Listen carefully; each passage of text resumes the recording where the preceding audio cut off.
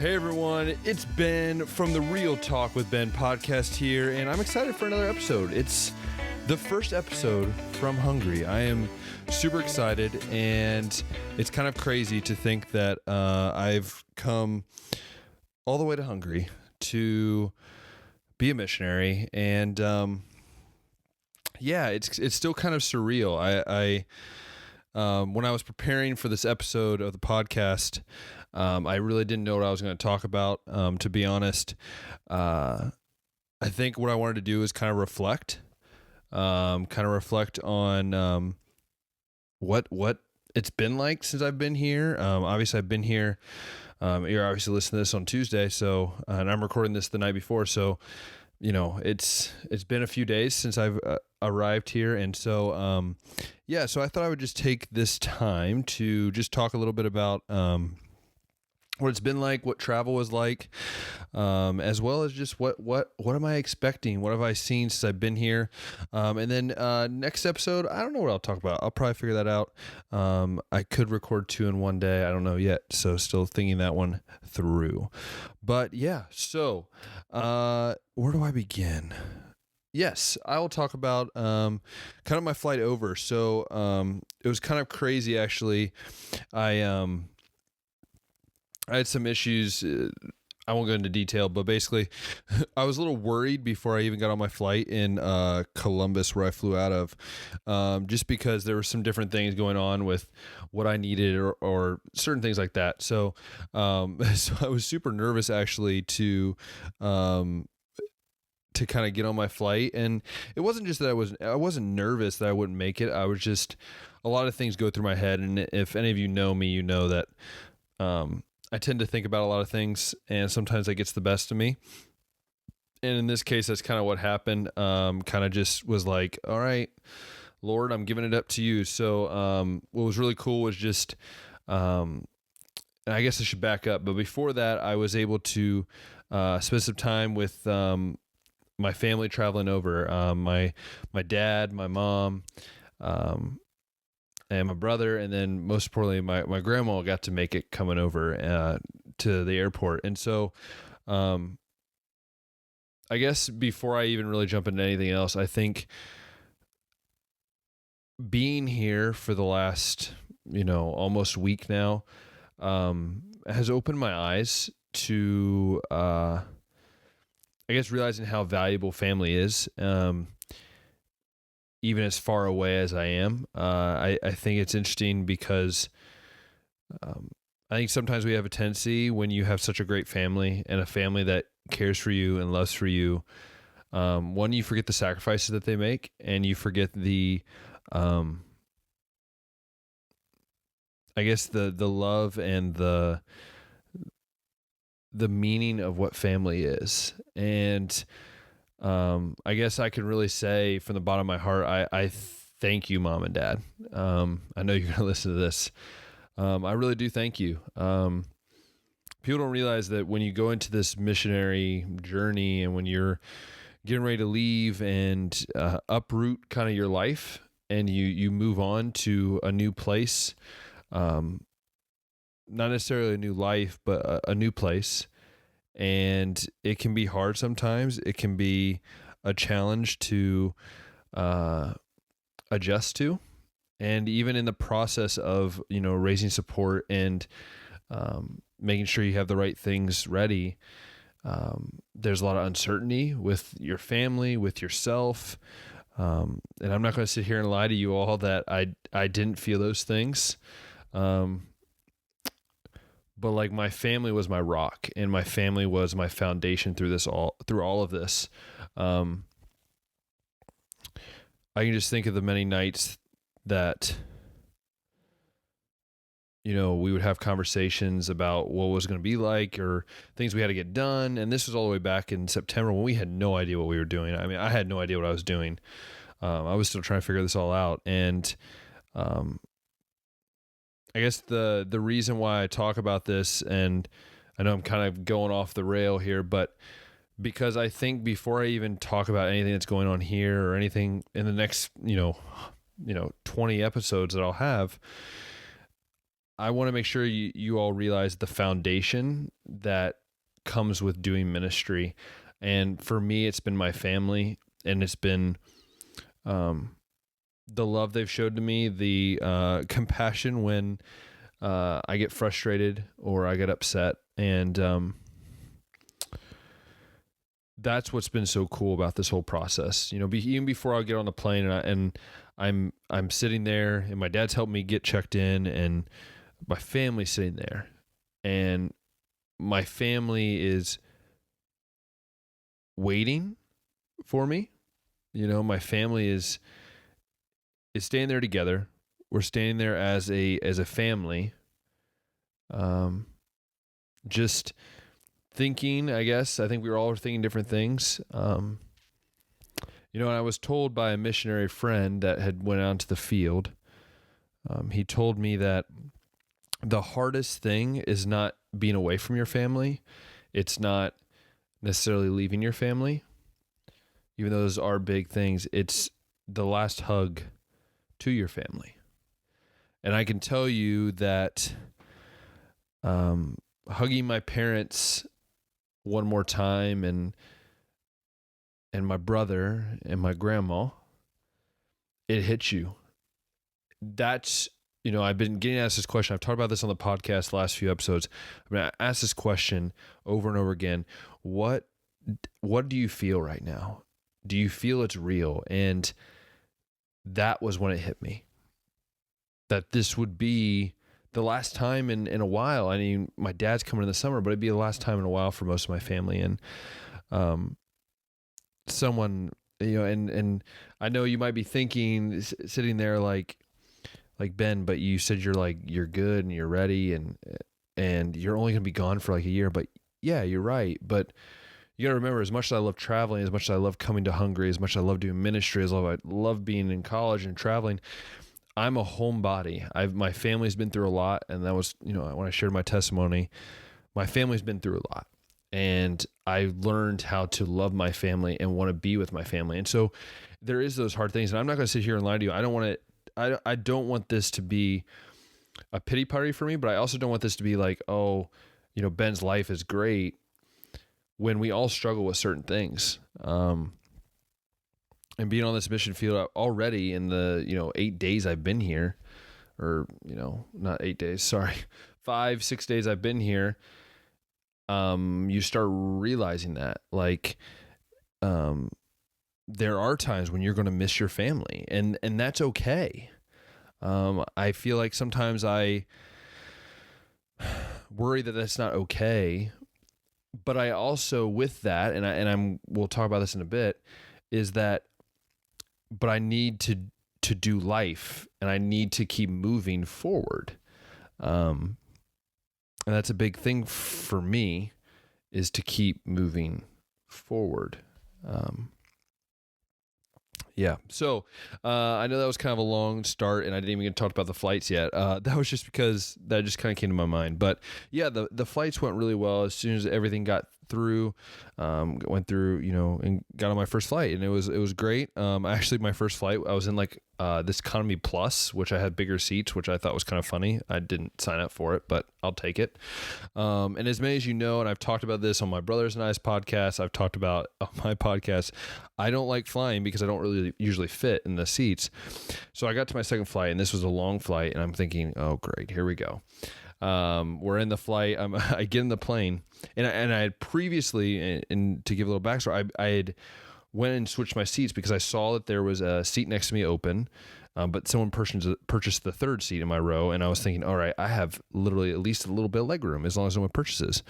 And so before I got on the plane, I looked at my phone, I looked up, and I saw that, oh, there's still no one there. I'll be able to have some leg space. I get on the plane, I'm kind of relaxing, I'm getting ready to fly out, and having small talk with people because I'm a Bowden, so that makes sense. But it was kind of interesting because we're getting ready to fly, and they're closing the doors, and there's no one in that third seat. And I'm going, Lord, thank you. Because I had kind of been praying, and in some ways I feel like I was selfish, to be like, hey, can I just have the whole row? If I can't have first class, can I have the whole row? And the whole row was open, and I was actually able, most of the flight, stretch my feet out all the way. And if you go to my YouTube, I posted a travel vlog, and you'll see the legroom I had. And I actually was able to lay across sometimes as I was watching movies. And you would think, oh, but Ben, that means you get to sleep, right? You got to sleep? Yeah, no, I didn't. Didn't sleep a wink, really. I slept like maybe 5-10 minutes here or there. But was able to make it to Amsterdam, which is where I was flying into, and was kind of cool. I've flown in there many times. Got through there, and then I had to go through customs, which if anybody's flown internationally, you know customs is a pain. Because you just kind of have to wait in line until they get through all the passports. They ask you those fun questions. You're on through, so I got through. I arrived in Hungary, in Budapest. I was expecting one of the other intern missionaries like myself to pick me up because that's what was agreed upon. And fun fact, I get to I get there, and also one big thing was I was praying that my bags got through, because one of my bags was super heavy. I had all this equipment. As you're listening, I had to carry a lot of extra equipment with me. And so I was worried, like, all right, I just need both to get through. I have expensive stuff in there. And I prayed about it, and yep, it all came through. I was actually the first 2 bags off, which never happens. But I got my bags, and I'm super tired, and I'm walking through, and I didn't get video of this because, sorry about that, I bumped the mic. Didn't get video of this because my GoPro died as I was literally leaving the airplane from Amsterdam to Budapest. I must have left it on in my pocket, and so I didn't get footage of this, but I was shocked. So I walk out, and all my friends, Adam, Daniel, Tanner, Tomasz, like all these guys that I have gotten to know over the past 6 summers, who I had no idea were picking me up, they're all waiting there waving at me, and I'm just look like I just saw somebody like moon me or something. I don't know what it was, but I remember blanking like, okay. And I was excited. Don't get me wrong. I was so excited to see my friends, but when you're not expecting something like that, it's very easily to get kind of caught off guard. And so that was, for me, was kind of cool because, it made me feel like I was coming home, you know, even with the anxiousness and the unknown. As I was traveling, trust me, I thought about all this stuff. Like as that was happening, to arrive and to know the guys that are picking you up and to feel like, okay, I'm going home. And as many of you know, I call Hungary a second home, and this is my home now. And it was super encouraging. It was super, it was just super humbling to see guys that sacrifice some time away from work to come pick me up. It was awesome. We got to go hang out. We went to this like little mall area. We got some food, just hung out, got to catch up a little bit, and then headed here to Tomasz and head to the castle where I'm staying. And it was super awesome. I really enjoyed just hanging out with them and then getting settled in here. Sometimes the hard parts are, getting settled in, but for me, it was really encouraging. I arrived, I had a nice little welcome gift, here in the room that I'm at right now. And it was really encouraging. The welcoming party I kind of felt I had. And I know not everyone gets that. And I know for me, it's a little different because I have been here so many years. And I have a lot of friends that are, working here for War Life. And, and so it was really cool. I got to kind of, that afternoon, Tomasz, who's kind of like my boss, I guess, him and Lynette, I got to meet both of them. And they took me to my office where I'll be at. And I talked about this in a video on my YouTube channel, but I'll go ahead and share it here again. And it was so cool because I walk in and I actually have a desk, which was kind of cool and kind of funny because when I worked with Cedarville, it was kind of funny. I never really had a desk. And I worked there for a couple of years. We like all shared space. So it was kind of weird to like have a desk. And jokingly, actually, I brought this up at dinner tonight. Jokingly, I was a business major. And I switched from business to education. Part of the reason was because I really was hating sitting behind a desk, and I wanted to work with children more. And funny thing is a lot of the time for my job, unless I'm out working with ministries, I'm behind a desk. So it's kind of funny how it comes full circle, and you kind of have to deal with some things. But yeah, and so that day went great. Got to just hang out with people, got to see some old friends again, started to meet new people. And then as Wednesday ended, obviously Thursday, I didn't have to work. I wasn't supposed to work, but I kind of just went to the office, hung out with the crew, met another girl that's actually going to be an intern missionary as well, and working in the same department as well as another department. So it was just really encouraging. I got to sit down with Lynette and with Tomash, and I got to talk about just what are the goals of what I'll be doing here, what are the things we're looking for, what are my responsibilities as a missionary intern, and it's just been those days were awesome. And Friday was my first official day of work, and then as I'm recording this, today, as I'm recording this, was my second official day of work, and it's been really cool. It honestly has been one of those things that I didn't expect. I didn't necessarily see coming, of just how it would be like. I had an idea of what I'd be doing, but the job's already been more rewarding. I got to go out with an English team on Friday, which is part of my job. It's kind of observing and just kind of giving pointers and helping out these English teams, just to have new ideas, to fresh eyes looking upon how they're teaching English. And it was already rewarding. To sit down and watch these kids, watch the students work with these kids, and I saw the same eyes.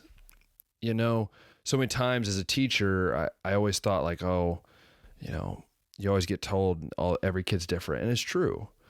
But when I came over here, I saw the same difficulties kids have in America, and I once again was reminded that yet every kid is different, but also every kid has an ability in their own way to learn.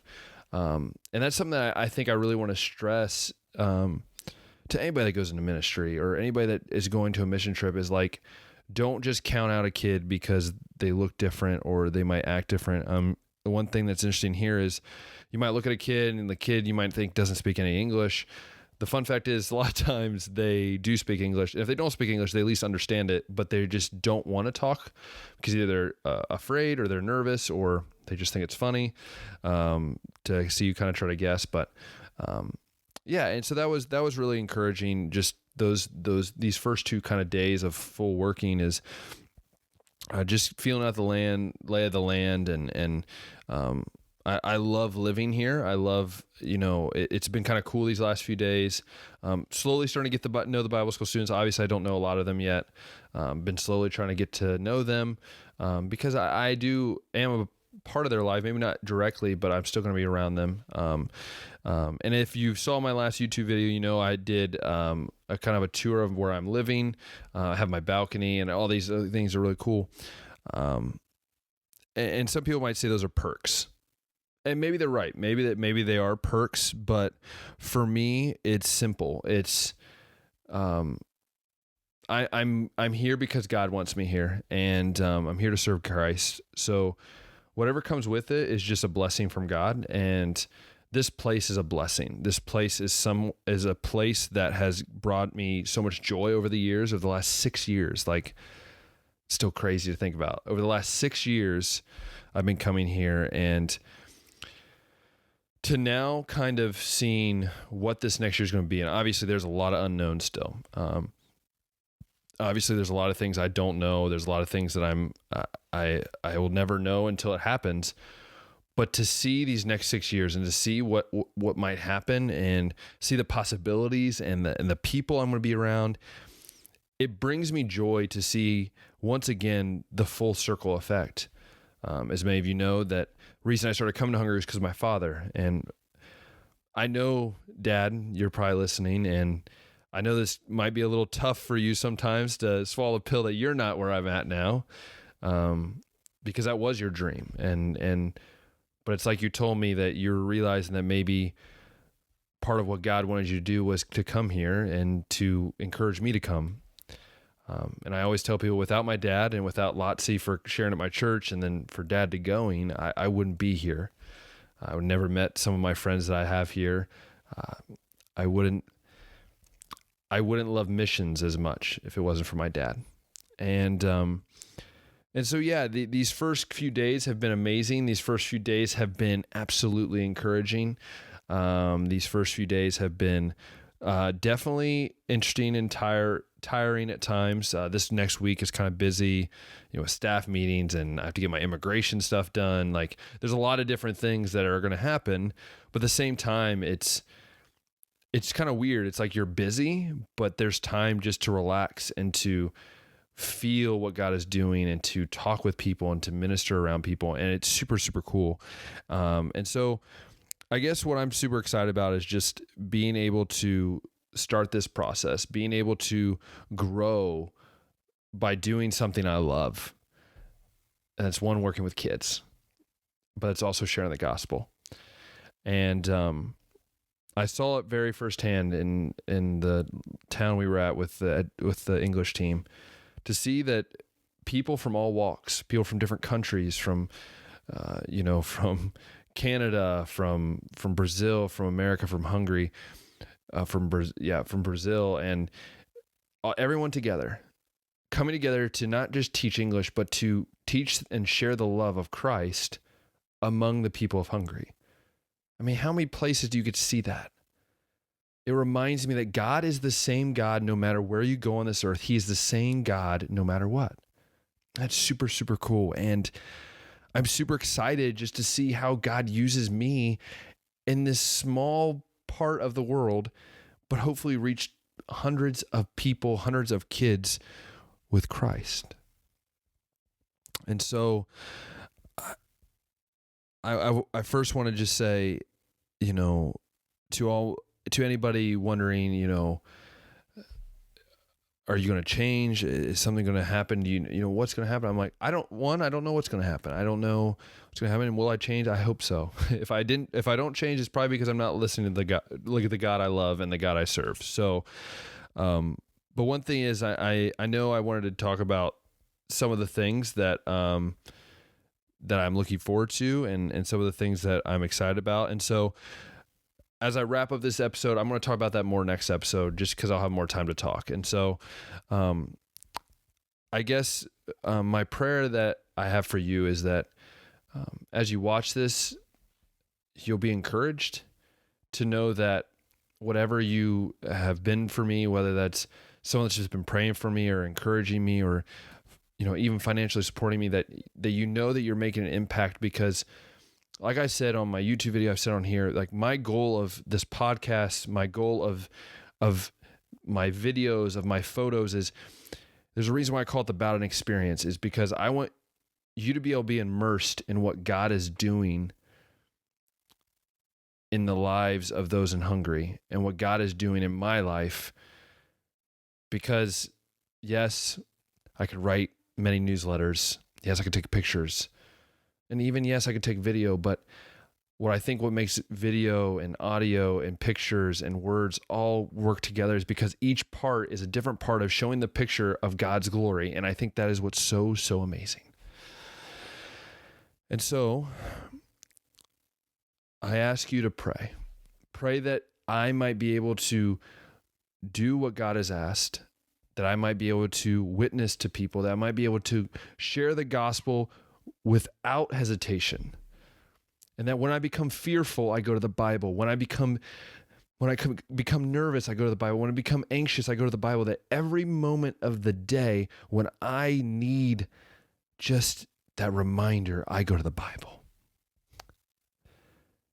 And I pray that you all will continue to love on me, love on my family, and encourage me and encourage my family. When you think I don't need encouragement, trust me, I need encouragement. So once again, I want to say thank you from the bottom of my heart. I wouldn't be here without you all. And so if you want to hear more of these podcasts of what's going on in my ministry, you can go on over to the Bowden Experience, click that subscribe button. You'll have all the videos that come out. If you want to keep listening here, I'll be coming out with 2 episodes a week. Or if you want to tune in on Facebook, same thing. I'll have videos posted. I'll have posts posted. But then also here very shortly, I'll be having a newsletter coming out. If you want to read about it, you'll be able to read about what God is doing in my life. So once again, thank you. Once again, remember that God is the God of all, and God will get you through anything that you ask him. It might not be the way you want, but he will always lift you and guide you the way he sees fit for his glory. So once again, thank you. And as always, we'll talk next time.